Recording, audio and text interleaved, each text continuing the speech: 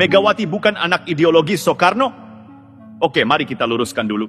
Kembali lagi bersama kami di Gibran Day. Ada fakta yang sangat mencengangkan serta beberapa media mengatakan bahwa sebenarnya ternyata Megawati bukan putri ideologis dari Bung Karno. Wow, ini benar-benar sangat mengagetkan kita semua. Terutama bagi saya sedari kecil sudah meyakini bahwa Megawati Soekarno Putri adalah putri dari sang proklamator kemerdekaan Republik Indonesia, Insinyur Soekarno. Lalu bagaimana nih menurut Anda atas beredarnya informasi yang mengatakan bahwa sebenarnya Megawati bukan putri ideologis Bung Karno? Kalau itu benar-benar terjadi, berarti selama ini kita dibohongi dengan embel-embel Soekarno Putri. Namun tentu saja kita wajib menyimak hingga tuntas informasi-informasi yang akan kami kuliti dan akan kami kupas sampai tuntas agar tidak terjadi polemik di kemudian hari. Langsung saudara, kita simak bersama-sama. Megawati bukan anak ideologis Soekarno? Oke, mari kita luruskan dulu. Secara biologis, Megawati Soekarno Putri itu anak Bung Karno dari Fatmawati. Itu fakta. Tapi, apakah secara ideologis dia benar-benar mengikuti ajaran Bung Karno? Nah, ini yang jadi perdebatan. Banyak orang bilang Megawati bukan anak ideologis Bung Karno. Bukan asal ngomong, tapi ada dua orang dekat Megawati sendiri yang menyatakan hal ini. Rakmawati Soekarno Putri, adiknya sendiri, dan Laksamana Soekardi, mantan orang dalam PDIP yang dulu ikut mendirikan partai itu. Kenapa Megawati disebut bukan anak ideologis Bung Karno? 1. Rakmawati Soekarno Putri. Megawati tidak menerapkan ajaran Bung Karno. Rakmawati dengan tegas mengatakan Megawati tidak menjalankan ajaran Bung Karno. Bukan sekadar tuduhan kosong, tapi ada bukti-buktinya. 2. Laksamana Soekardi, Megawati dan PDIP bertentangan dengan ajaran gotong royong. Laksamana Soekardi, orang yang dulu ikut membangun PDIP, menegaskan bahwa Megawati dan PDIP sekarang justru bertentangan dengan nilai-nilai Bung Karno. Contoh paling jelas, retret di Akmil Magelang. Retret ini tujuannya baik, membangun satu visi antara pemerintah daerah dan pusat agar bisa gotong royong membangun negeri. Tapi PDIP justru menolak.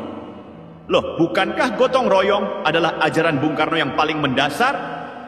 Kalau PDIP menolak gotong royong, berarti mereka menolak ajaran Bung Karno sendiri. 3. Megawati membangun oposisi yang destruktif, bukan konstruktif. Di negara demokrasi, oposisi itu penting. Tapi, oposisi yang sehat adalah oposisi yang membangun. Kritik kebijakan, kasih solusi, bukan asal menghancurkan. PDIP di bawah Megawati justru memainkan politik destruktif, bukan konstruktif.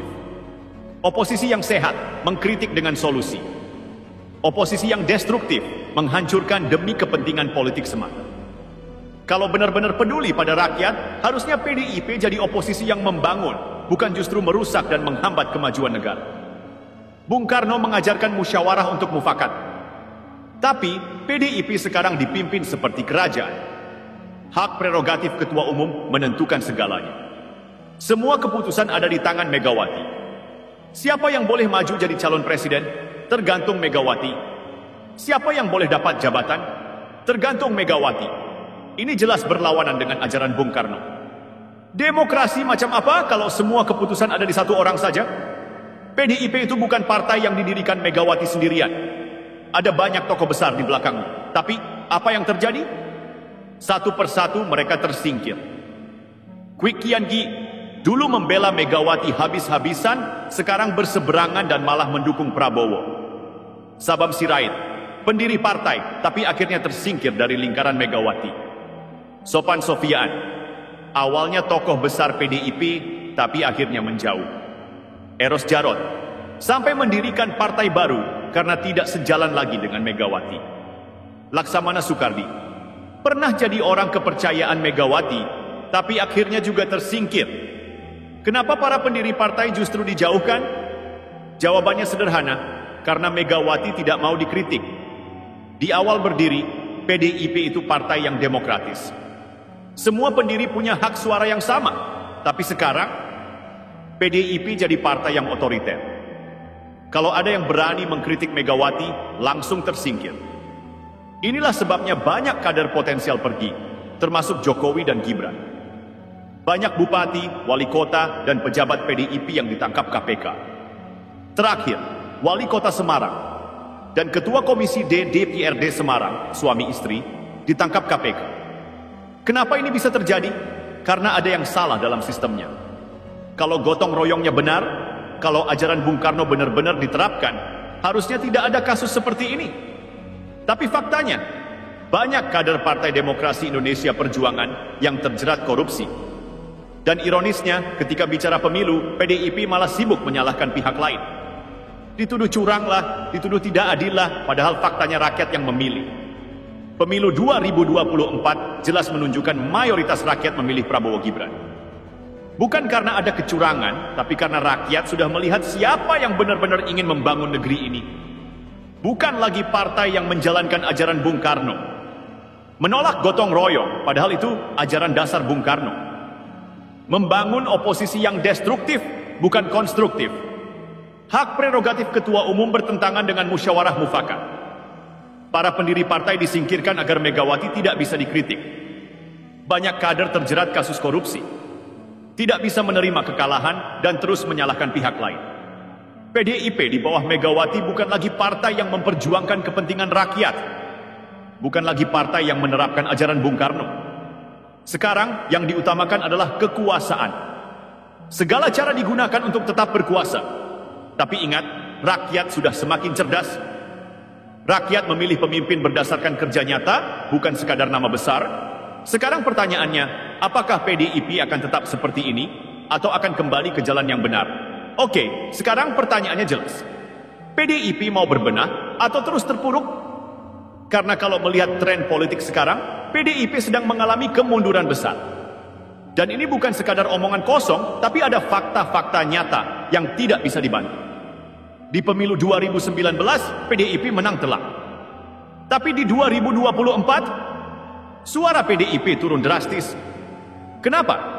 Karena rakyat sudah sadar. Dulu, mungkin orang masih percaya kalau PDIP membawa ajaran Bung Karno. Tapi setelah melihat bagaimana PDIP sekarang, rakyat melihat sendiri, PDIP tidak lagi seperti dulu. Kebijakan-kebijakan ekonomi zaman Jokowi lebih banyak dipuji karena Prabowo juga ikut membangun.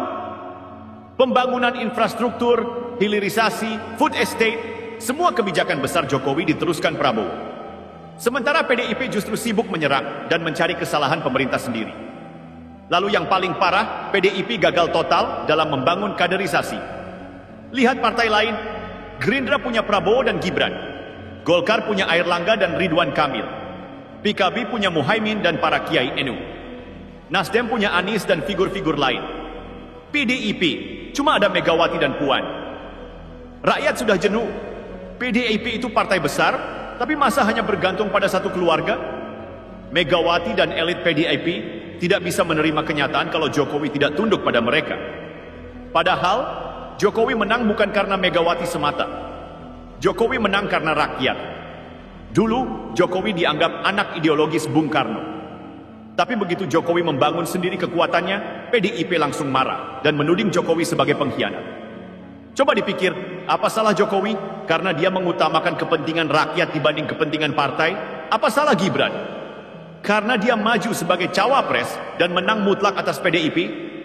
Kalau PDIP benar-benar partai demokratis, harusnya menerima keputusan rakyat. Tapi yang terjadi, Megawati dan elit PDIP malah baper. Di depan publik mereka bilang, demokrasi harus dijunjung tinggi. Tapi begitu hasil pemilu tidak sesuai keinginan mereka, langsung ngamuk-ngamuk, nuduh curang, nuduh macam-macam. Inilah yang bikin rakyat muak. Kalau menang, demokrasi berjalan baik. Kalau kalah, langsung teriak konspirasi. Generasi muda sekarang tidak bisa dibodohi dengan narasi lama. Anak muda sekarang tidak peduli dengan drama politik. Mereka lihat hasil kerja nyata. Anak muda sekarang tidak bisa diiming-imingi janji kosong. Mereka mau bukti. Anak muda sekarang tidak tertarik dengan politik dinasti ala PDIP. Mereka mau pemimpin yang benar-benar kerja. Dan yang menarik, anak muda sekarang lebih memilih Prabowo Gibran dibanding Ganjar. Kenapa? Karena Prabowo berani ngomong langsung, tidak basa-basi. Karena Gibran terbukti kerja, bukan sekadar bicara.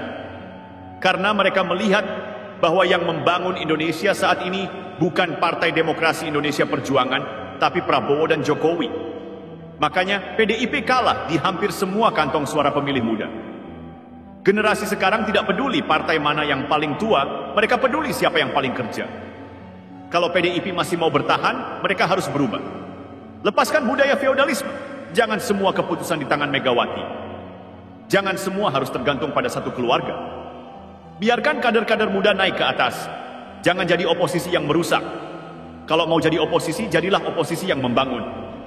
Kritik boleh, tapi kasih solusi juga. Jangan asal menolak semua kebijakan pemerintah hanya karena tidak sesuai dengan kepentingan partai. Terima kenyataan bahwa Jokowi dan Gibran bukan pengkhianat.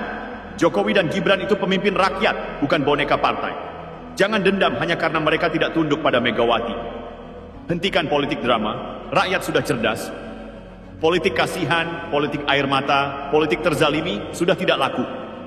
Kalau PDIP tidak mau berubah, ya siap-siap jadi partai masa lalu. Rakyat sudah melihat sendiri. Siapa yang benar-benar bekerja, siapa yang cuma cari ribut. Sekarang pilihan ada di PDIP sendiri. Mau berbenah atau mau semakin terpuruk? Kalau melihat realitas politik sekarang, PDIP di persimpangan jalan. Mau bangkit dengan strategi baru atau terus terpuruk karena gengsi dan ego politik? Sebab kalau masih pakai pola lama, mengandalkan nama Megawati, terus merasa paling benar dan menolak perubahan, PDIP tinggal menunggu waktu untuk tenggelam. Kenapa? Karena realitas politik sudah berubah, tapi PDIP masih terjebak di masa lalu. Dulu mungkin politik gaya kita yang paling hebat, yang lain bodoh, masih laku. Tapi sekarang, rakyat sudah cerdas. PDIP terlalu sering pakai narasi, kami partainya Wong Cilik, Partai Perjuangan Rakyat.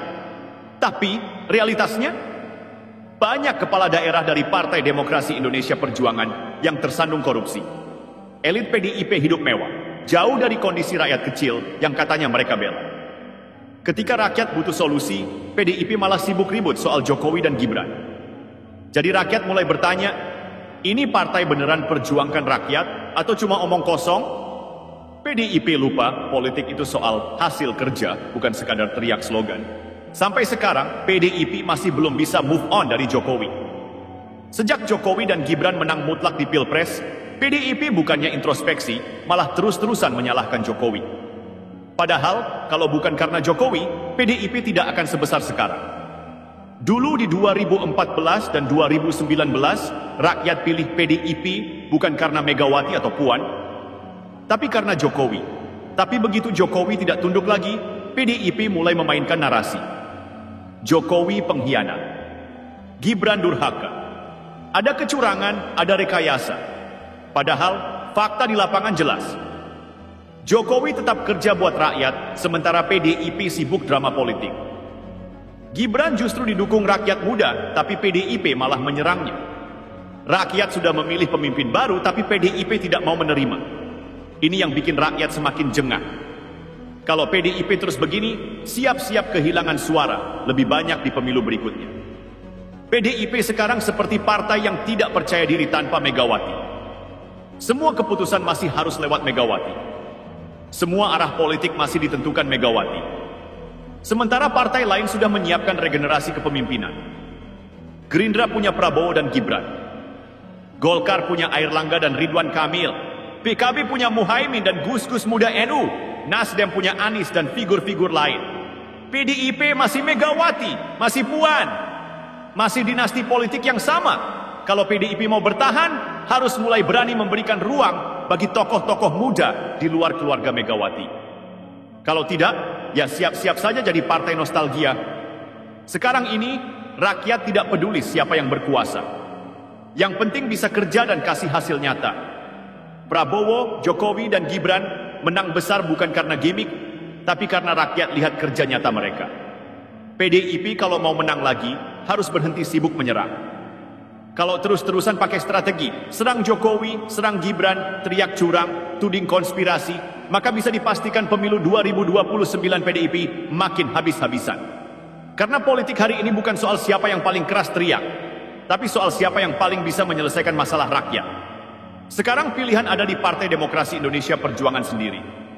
Mau berbenah, mulai kaderisasi baru, berhenti jadi oposisi baper, dan kembali ke jalur perjuangan rakyat?